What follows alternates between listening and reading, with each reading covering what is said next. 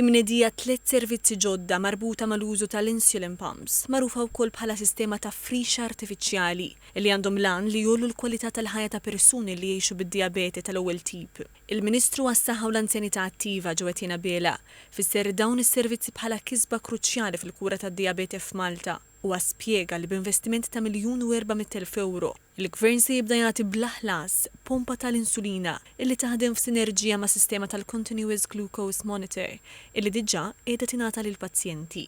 Din it-teknoloġija tipprovdi insulina b'mod awtomatiku u kontinwu. Għal Noa illi jgħix bid-dijabete, l-insulin pump se tagħmel differenza kbira fil-ħajja ta' kuljum.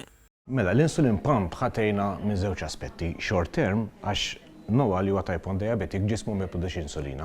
Allura ħajjevita li kull darba li jixrob jew jiekol xi ħaġa li fiha carbohydrates irid jieħu l-injection. Issa l-insulin pump ħadd tieħu l-insulin awtomatikament. Long term, in-numri juru illi kull min juża insulin pump it-sokkor tiegħu jkun ħafna iżjed in range, ikollu HbA1c aħjar li dak ifisser illi l-qudiem ħajġu evitati komplikazzjonijiet relatati mad-dijabete. Il-Ministru qabel ħabbar ukoll flimkien ma' dan is-servizz infetħet klinika multidixxiplinata tal-insulin pump fiċ-ċentru Ċensu Mowran fejn tim speċjalizzat ta' professjonisti ser joffru appoġġ u monitoraġġ lill-pazjenti. Barra minn hekk tnieda contact center li jaħdem 24 siegħa kuljum, 7 ijiem fil-ġimgħa sabiex jipprovdi assistenza u pariri marbuta ma' dan it-tamir.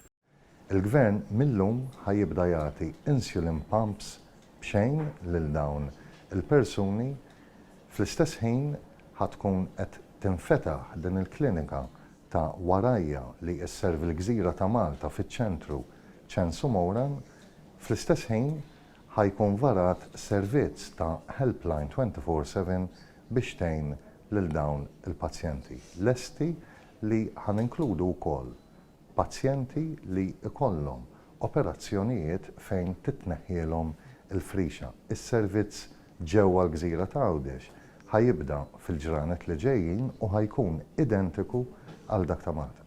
Il-Ministru qabel qal li s-servizz qed jiġi offrut lil pazjenti ta' 18-il sena jew anqas, kif ukoll lil dawk li jiżviluppaw id-dijabete wara tneħħija totali tal-frixa. U għażid jgħid li fix-xhur li ġejjin, is-servizz se jkun estiż biex ikopri lil pazjenti kollha li jgħixu bid-dijabete tal-ewwel tip. Huwa temm jgħid li din hija wegħda oħra mwettqa mill-Gvern li għandha ttejjeb il-kwalità tal-ħajja tal-pazjenti, tnaqqas il-komplikazzjonijiet serji u tagħti serħan il-moħħ lill-familji tagħhom.